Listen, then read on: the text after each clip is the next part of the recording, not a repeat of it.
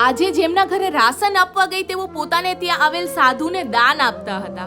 આપણી પાસે જે હોય તેમાંથી થોડું કોઈકને આપવું જોઈએ તેવા સંસ્કાર આપનાર રાજીબેનને હું મળી. થોડા મહિનાઓ પહેલા તેમના પતિને પગમાં સડો થઈ જવાથી પગ કપાવવો પડ્યો. પરિવારના એકમાત્ર કમાનાર વ્યક્તિ હોય અને હવે કમાવા માટે અસમર્થ હોવાથી માનસિક ચિંતામાં તેઓ જિંદગીથી હારી ગયા. તેમની દીકરી ઈલાને લોહીની કમી હોવાથી વારંવાર હોસ્પિટલ જવું પડતું અને બીજો દીકરો નીતિન જન્મથી જ માનસિક બીમારીનો શિકાર હતો.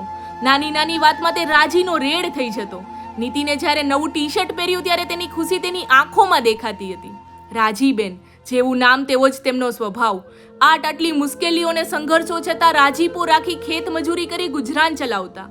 ઈલા આખો દિવસ ઘરે રહી નિસ્વાર્થ ભાવે તેના ભાઈની સાળ સંભાળ લેતી. જ્યારે હું તેમની દીકરી ઈલાને ડ્રેસ આપવા નીચે બેઠી ત્યારે તેમણે કહ્યું કે પહેલી વાર મારી ઓછી ઊંચાઈને લીધે મારે વાત કરવા ઉપર નથી જોવું પડ્યું.